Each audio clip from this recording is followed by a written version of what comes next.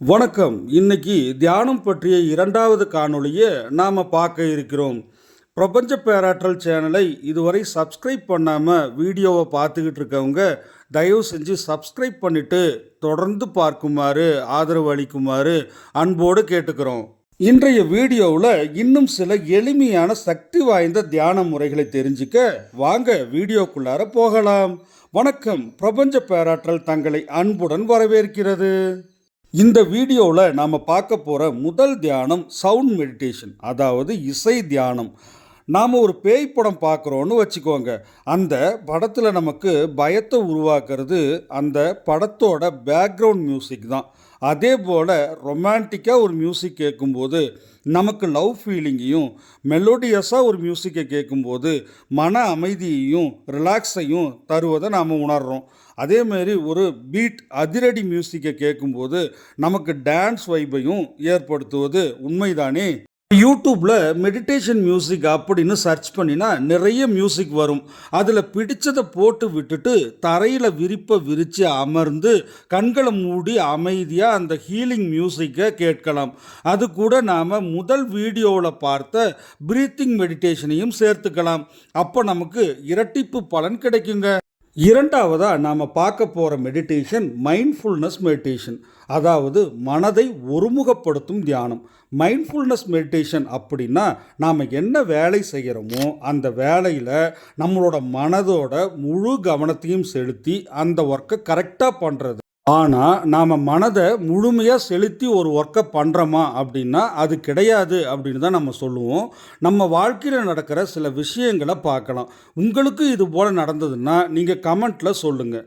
நம்ம வீடு, car, bike இவைகளை பூட்டிட்டு திரும்ப பூட்டினோமா இல்லையா அப்படின்னு கவலைப்பட்டிருக்கீங்களா? ஆஃபீஸுக்கு வந்த பிறகு வீட்டில் கேஸை க்ளோஸ் பண்ணிட்டோமா இல்லையா அப்படின்னு யோசிச்சிருக்கீங்களா? சாம்பாரில் உப்பு போட்டோமா இல்லையா அப்படின்னு உங்களுக்கு சந்தேகம் வந்திருக்கா?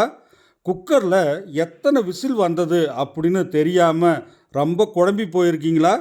பைக், கார் சாவியை எங்கே வச்சோம் அப்படின்னு எப்போவுமே தேடுவீங்களா? இது எல்லாமே நம்ம செய்கிற வேலையில் மைண்ட்ஃபுல்னஸ் இல்லாதது தாங்க காரணம்.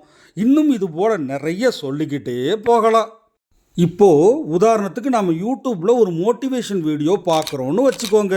முதல் 2 நிமிடம் தான் அந்த வீடியோவை கவனமாக பார்ப்போம். 3வது நிமிடம் நம்ம மனது வேறு எதையோ சிந்திக்க ஆரம்பிச்சிடும். அப்புறம் வீடியோவை ஸ்கிப் பண்ணிவிட்டு அடுத்த வீடியோவுக்கு போயிடுவோம். ஆனால் அதையும் முழுசாக பார்க்க மாட்டோம். அப்புறம் ஃப்ரெண்ட்ஸுக்கிட்ட நிறைய மோட்டிவேஷன் வீடியோலாம் பார்க்குறேன், என் லைஃப்பில் எந்த சேஞ்சும் நடக்கலை அப்படின்னு புலம்புவோம். நம்ம லைஃப்பில் சேஞ்சஸ் நடக்கணும்னா நாம் முதல்ல மைண்ட்ஃபுல்னஸாக இருக்கணுங்க. நாம் ஒரு மியூசிக் கேட்குறோன்னு வச்சுக்கோங்க. அந்த மியூசிக்கில் இருக்கவங்களோட குரல், இசை, தாளம் முதலியவற்றை ரசித்து முழு கவனமும் இசை மேலே இருக்கிற மாதிரி பார்த்துக்கலாம். நாம் ஒரு புக்கு படிக்கிறோன்னு வச்சுக்கிங்க. அந்த புக்கோட ஒவ்வொரு வரிகளையும் ரசித்து புரிஞ்சு மைண்ட்ஃபுல்னஸோடு படிக்கணும். ஒரு காஃபி குடித்தா கூட ரசித்து ருசித்து அனுபவித்து குடிக்கணும். நம்மளோட கவனம் காஃபியின் சுவை, மனம் இவற்றின் மேலே முழுமையாக இருக்கணும். ஓகே, இந்த மைண்ட்ஃபுல்னஸ் மெடிடேஷனை நாம் எல்லா விஷயத்துலையுமே அப்ளை பண்ண முடியாதுங்க. ஆனால் சில முக்கியமான விஷயங்களில், வேலைகளில் அப்ளை பண்ணும்போது அந்த விஷயம் மிகவும் பர்ஃபெக்டாக நடக்குங்க. இதனால் நம்மளோட வாழ்க்கை மகிழ்ச்சியாக மாறுங்க. மெடிடேஷனை நம்ம லைஃப்பில் தொடர்ச்சியாக பண்ணும்போது நமக்கு கோபம் வராது, மனது சிந்தனைகள் குறைஞ்சி அமைதியாக இருக்கும், முடிவுகளை சீக்கிரமாக சரியாக எடுப்போம், பதட்டம் இல்லாமல் இருப்போம். இது போன்ற நல்ல விஷயங்கள் எல்லாம் நடக்கும். ஓகே மை லவபிள் ஃப்ரெண்ட்ஸ், இந்த வீடியோ பிடிச்சிருந்தா லைக் பண்ணுங்கள், மற்றவங்களுக்கு பயன்படும்னு நினச்சா ஷேர் பண்ணுங்கள், எங்களை மோட்டிவேட் பண்ண கமெண்ட் பண்ணுங்கள். ஏன்னா வாழ்க்கை மிக மிக அழகானது. அந்த வாழ்க்கையில் அன்போட, நன்றி உணர்வோட மகிழ்ச்சியாக வாழ்வோம்.